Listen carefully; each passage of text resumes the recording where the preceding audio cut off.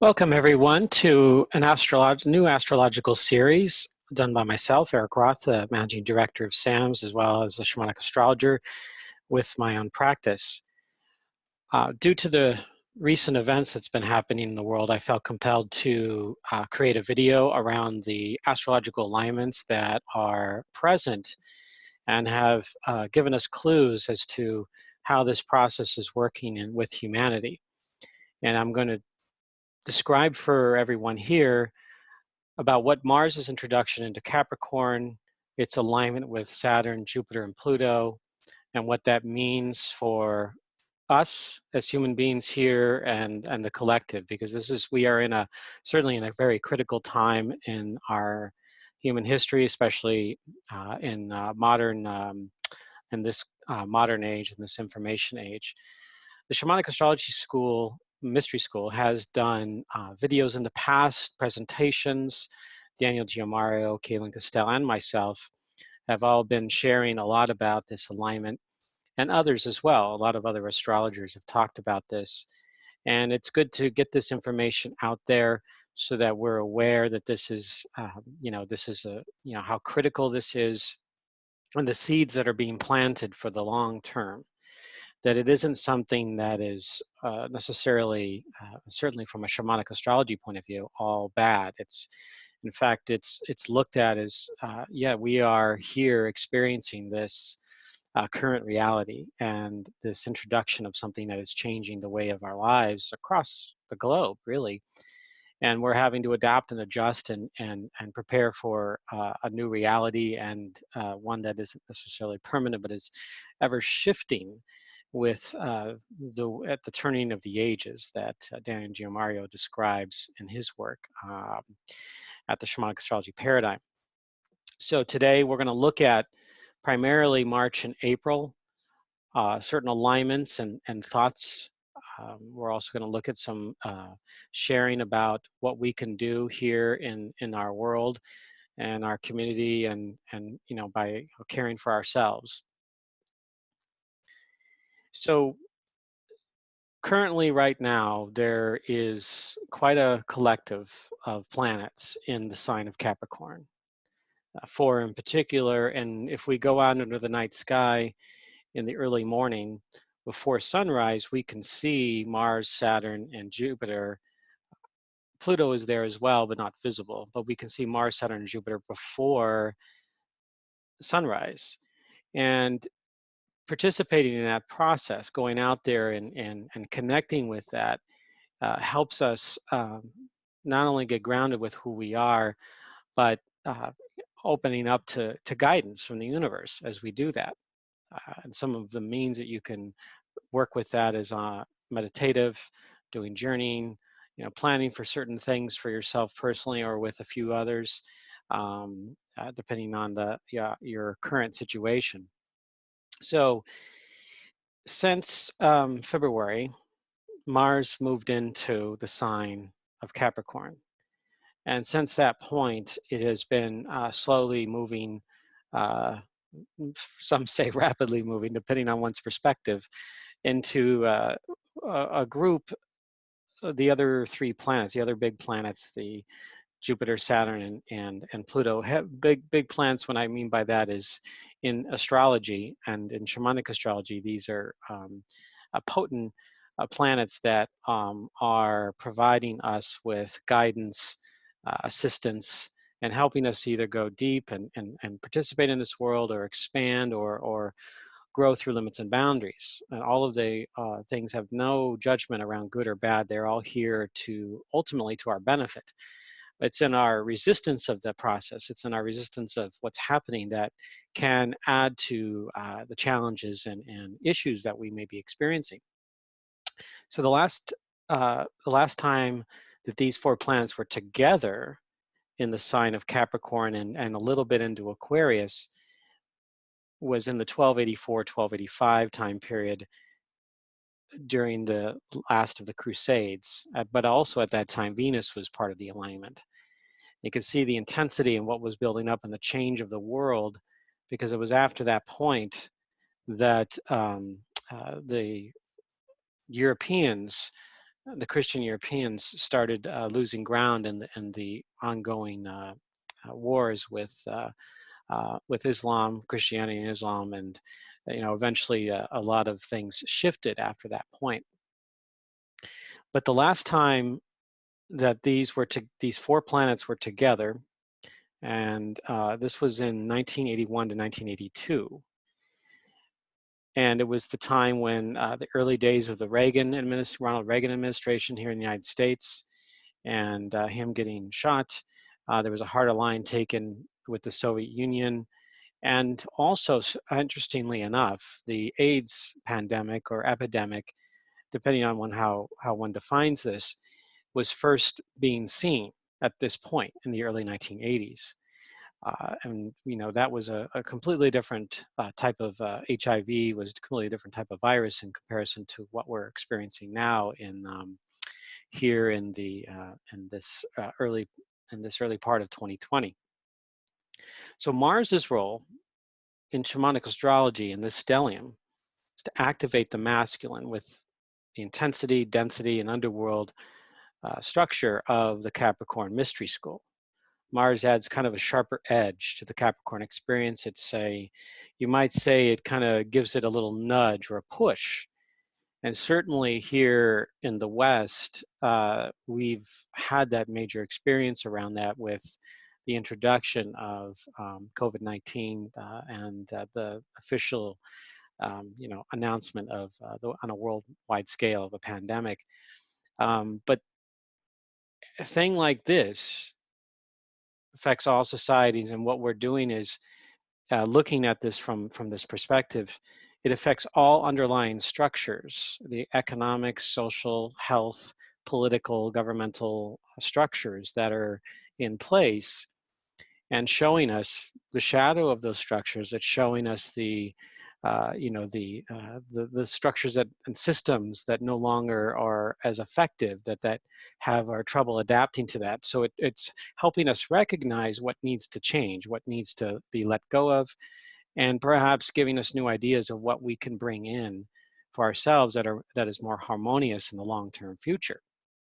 So it's getting underneath the laws, the systems and structures. This is, the combination of these four planets. Obviously, Pluto is a dwarf planet, but it's in shamanic astrology and other forms of astrology, it's considered, quote, a planet in respect to representing the underworld. So the patriarchal and patrilineal civilization, as we know it here, has been in this multi-decade decay. It's starting to shift and turn into something else. And Daniel likes to describe this as, we're approaching the bottom of what is known as the Kali Yuga, which is the sort of the bottoming out of a particular long age, where we're, have nowhere to go but up after that. And this is, this is one of the center points of this is the 2020 to 2025 period, showing that this could be an acceleration of that process. But in that decay, anything that happens in that way, something else is minerals, resources, nutrients, the rich dynamic energies are available for co-creation. So it is a seed bed that is being planted right now, something that is intended to emerge in the long term. So there's a certain silver lining here with what is going on, that this isn't something that is going to wipe us out. I don't suspect that this is the case. It is something that is a powerful teaching for us, an initiation for all of us. And it's up to us and how we react to that. And that's something I'm going to talk about here shortly. So new seeds are being planted, and a death rebirth process is going on in this sign. So here's a rundown of dates to be aware of over the next month or so. On February 16th, Mars entered the sign of Capricorn. We're seeing, the various points where beginning March 1st, it got within 10 degrees of Jupiter. And so from a visual standpoint, from an experiential standpoint, when we're looking out into the sky, And if two planets, or two celestial bodies for that matter, really, are within 10 degrees, it's essentially, if from a shamanic perspective, we look at that as a conjunction. It's in the conjunction window. And if we extend our arm out in front of us with a closed hand, fist, and the width of that from one knuckle to the next, to the end of that hand, that is approximately, roughly 10 degrees. This is a lot of how the ancient peoples throughout the globe looked at when planets, or planets and stars, and the moon and so forth got close to each other. They looked at that as the closing in of a conjunction. So this is sort of creating the field once it got into that 10-degree marker there on March 1st. And then recently, March 8th, it got within 10 degrees of Pluto. And just yesterday, March 15th, this recording is taking place on the 16th of March. March 15th, Mars got within 10 degrees of Saturn. So now they're really all starting to get really tightly wound up here. In just a couple of days, March 18th, Mars goes into conjunction with the moon. And this is a point where it's in October. Mars and the sun will be in opposition to each other, starting a brand new Mars cycle. And that conjunction is kind of activating that point. So it's in opposition of where the where it will be, squaring that those point where the sun will be and where Mars will be. So think of it as like another activation point for all of us. And then when we, at the same time, Mars, the 18th, it gets getting within all the degrees. Jupiter, Pluto, and Saturn, and Mars with the moon all together on March 18th. Mars conjunct Jupiter officially on the 20th, on the 22nd with Pluto, and moving toward entering the sign of Aquarius on the 30th, and then the last exact conjunction with all of these planets on March 31st. But then in April, this is this window, and this is part of the reason when I was looking at this, that there could be, there could be an intent here for there to be a release of what's building up right now this month by mid-April, and possibly a temporary stabilization of things, but still we're, essentially in the soup. We're still in the field. This doesn't mean that everything's going to be, back to normal. I think we're entering a whole new normal, especially at the last presidential election and the changes in the world. We're experiencing another phase of this, quote, new normal that's going on. But everything's in flux. This is a fluid, dynamic situation. It isn't, nothing is permanent here, except the fact that the seeds are being planted for, when we say the long term, we're talking about, decades, if not centuries. Reactions, panic, and fear. I have a personal familiarity and intimacy with panic.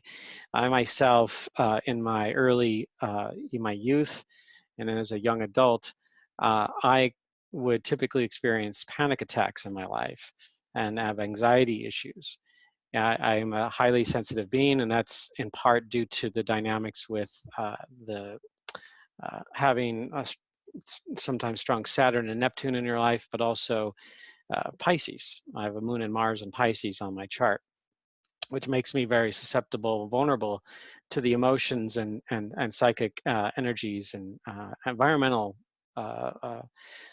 energies out there that can affect my who I am, my emotional, my heart, my psychology, my psychological state. All of that is being affected by this. And certainly in this time, my experience over these last 3 or 4 days, over the second weekend, full weekend of March, I've definitely been susceptible to that process. So one of the, and I'll share after I describe about panic and fear here. Panic, in my experience personally, but also here, panic is can be a virus in and of itself. It can exacerbate anything that the fear of the unknown, for example, exacerbates the problem, exacerbates the issues that we're trying to face. And we're seeing, of course, a great unfoldment of this panic. And, in my experiences going to even stores or watching and reading some articles online from various news outlets, mainstream or otherwise, you're seeing these dynamics play out. This is an unknown territory, so people are unfamiliar ground, especially where I live here in the United States. Panic, the word of that, is derived from the word pan, which is the ancient nature god, the energy behind the wild and the primalness of our own natures. Civilization, Western civilization in particular, tends to press down that primal energy and time, and during times of crisis. This is something that is not erased. We all have it in our being. We all have that energy, that deep energy, that primal energy, where fears, where panic can come up from its interaction with the ego. We can especially when we're feeling that loss of control. But the fear of the unknown is one of the most deepest, most profound fears that human beings have ever experienced, and since time immemorial.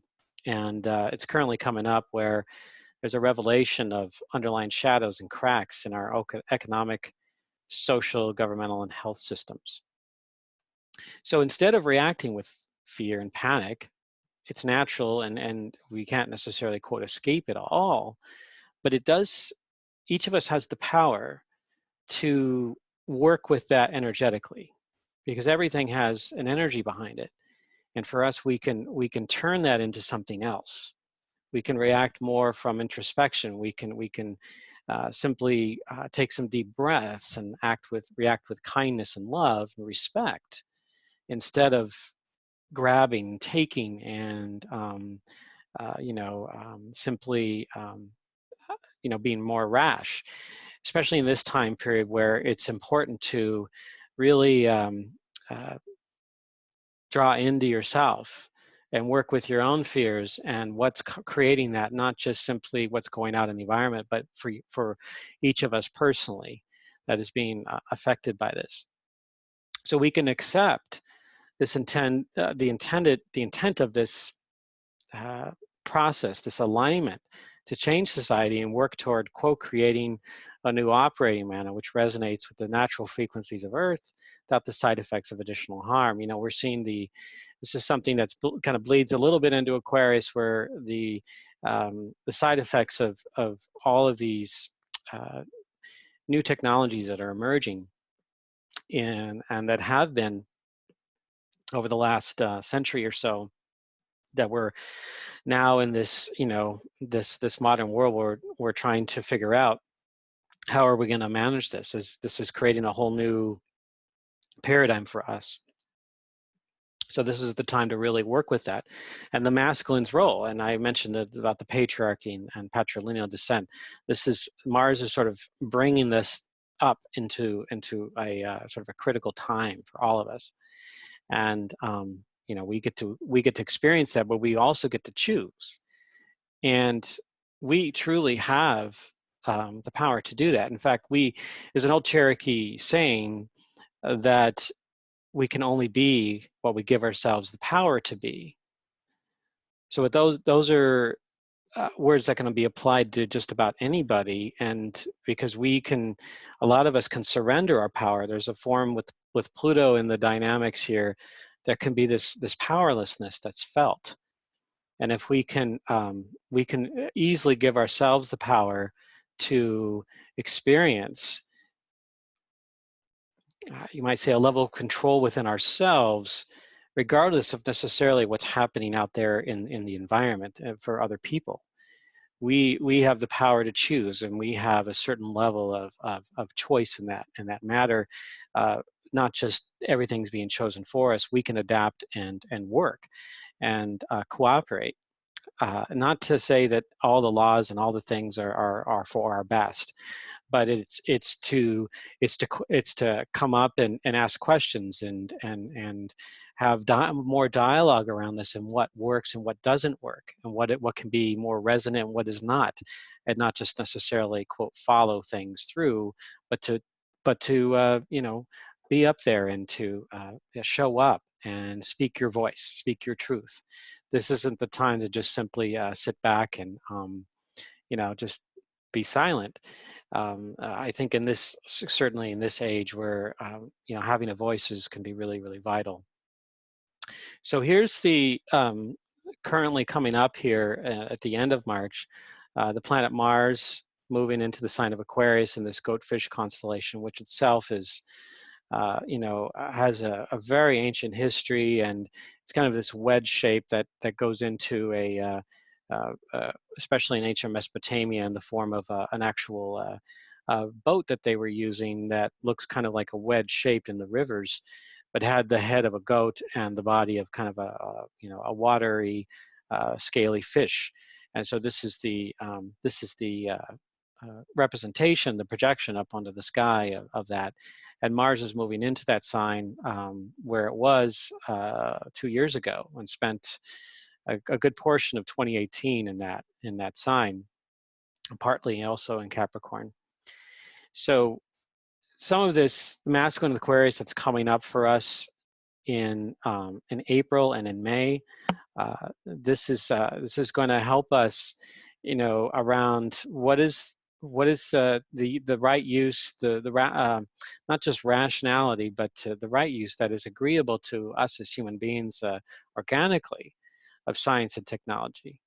You know, confronting issues of what is quote a perfect society, and you know, also ascension and the denial of the body. You know, like this is, we are human beings, so some believe that we need to move into just pure technology. Others simply want to escape into just simply being energy beings. But it's creating a balance around that hey, we're also here to experience what it means to be in the physical body.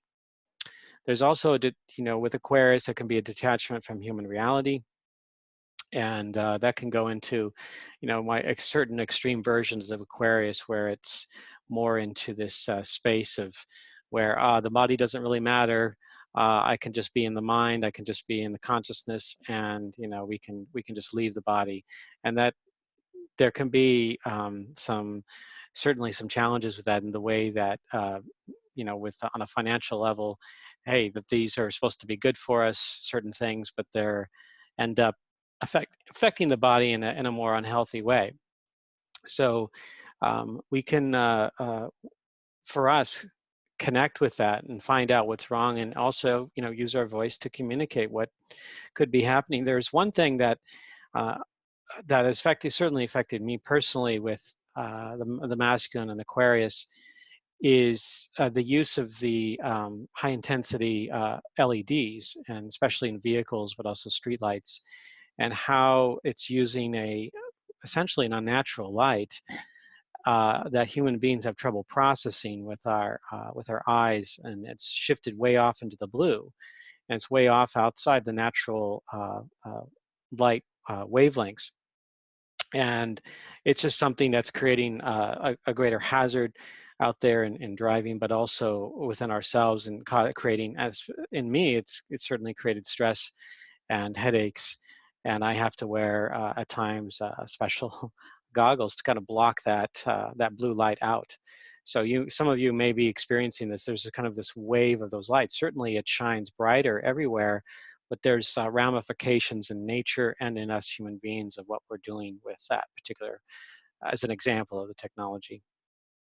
So there's more information here about what Aquarius can do on a healthy level. Aquarius can help us, you know, break through. It can help break through old structures that no longer belong.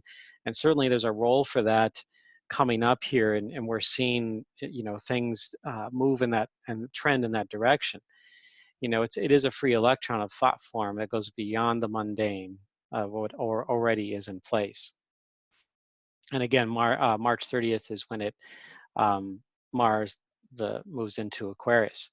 Here's some additional dates beyond this.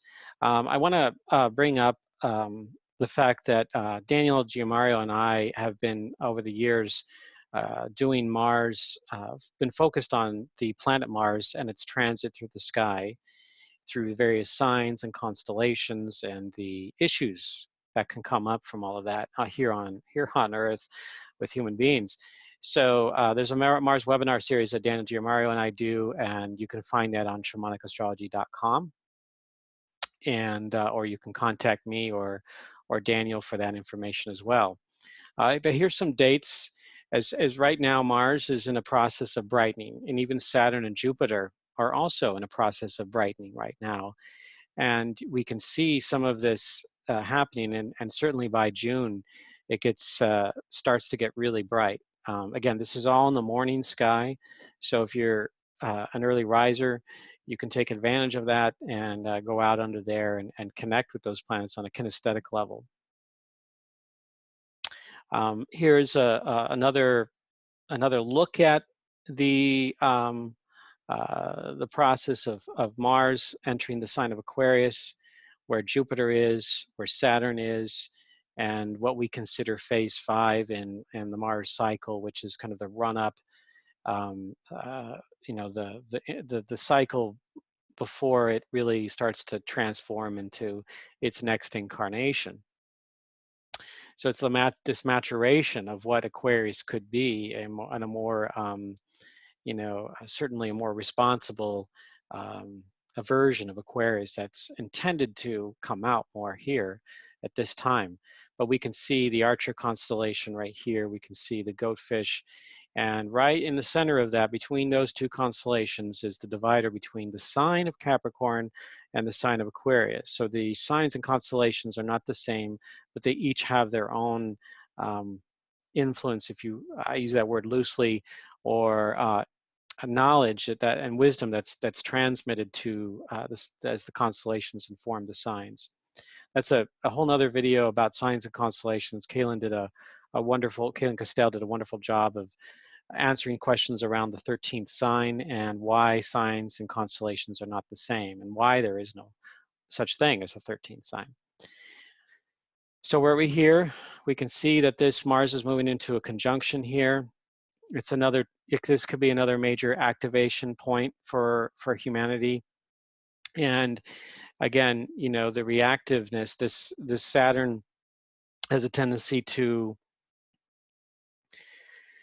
help us feel certain pressures and motivate us to change the game in our lives, to fully take in the crossroads that we're at and make a decision that is more in harmony with our soul's path, rather than simply resisting something because you know, we can't step into that path ourselves because we might be overly comfortable, even if things are not working. So this is a reminder for us to take a look at that, a good look, a deep look in our own lives, but also on a community and national and worldwide level of what's really happening.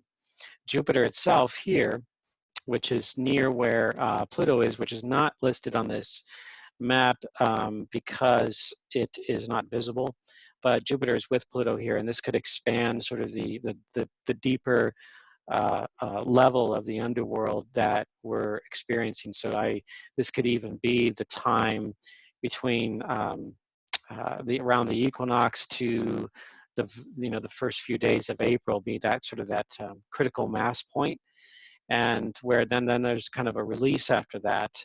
And when we get into, especially when we get into mid-April and later, and possibly even a more stable situation. But again, it's all involves a wide variety of things, like our choices on a personal level and on a global level, and what we're doing to help ourselves and help each other, even in very small ways. So the goatfish, I don't want to spend too much time on this, but this goes into some of the ancient origins of this particular constellation and what it represents as Mars moves into this. It was once called the Mager boat, the prow of a highly raised stern and prow with the goat's head, sitting at the prow. And the boat was sacred to the god Enki, who's an ancient god that was a precursor to what we know as Saturn and or Kronos, and they were symbols of the goat and the fish. And of course I could spend hours talking about what Saturn represents, and all the different incarnations throughout the globe, the different cultures that had a quote Saturn-like figure in the world. In fact, there's a wonderful book that goes into Saturn and its role in the world from a uh, from human story and human transmissions throughout time, called Hamlet's Mill, and that's something I recommend anyone to read. It's a pretty heavy book, so take your time with that one. Here is April. Here's Mars fully into the Goatfish constellation and well past now Saturn and Jupiter, but all of them, again, still in the morning sky, still easily visible, in fact, even more visible, but we're seeing this Mars-Moon conjunction. This could be that great time where where the moon kind of acts as an agent to help Mars move beyond the transmissions of Saturn and Jupiter temporarily until the next chapter of its relationship with it, which will occur in the mid to late summer and fall period, when it has a bunch of aspects, squares with Saturn and Jupiter and Pluto, and in particular also with a dwarf planet way out there called Eris. But that'll be for another video, another time. And I want to thank everyone. This was just intended to help people connect with these alignments and what's really going on from an astrological point of view. And I want to also thank the Shamanic Astrology Mystery School and Daniel DiMario for creating this Shamanic Astrology paradigm. And this is, my practice is to continue to help inform and empower people to help them out and to be of service in the world. And so any thoughts about that, feel free to ask me questions. I'm here to be of service, and I look forward to doing more of these to help educate and inform and empower others to help people thrive in their lives in the long term. I feel that this is definitely a temporary situation with the current state of affairs of the pandemic. Whether it's going to last just several weeks or 3 or 4 months, it's not a permanent, but it does show us how we can connect and what is important in our lives, what is really valuable for us, not necessarily material stuff, but us, each of us as human beings in this world, and how we can all be of service and be able to connect and be kind to each other, be courteous and respectful, and to connect and finding out, if we are experiencing panic or fear, to really connect with that within ourselves and to recognize where that's really coming from and to sit with that and have exercise, or to reach out to somebody to help you work with that as well. There are many qualified and amazing healers out there in the world. And if you've got people that you can turn to, or even counselors or family members, these are the resources. These are literal human resources that we can connect with, that I think are really made to be part of who we are, and not just rely necessarily on some drug to help us through that. And I want to thank everyone for watching this video. I'm excited to share more and more about this. And I wish everyone a very safe and healthy next several weeks. And we will all get through this together. Thank you all for being a part of this.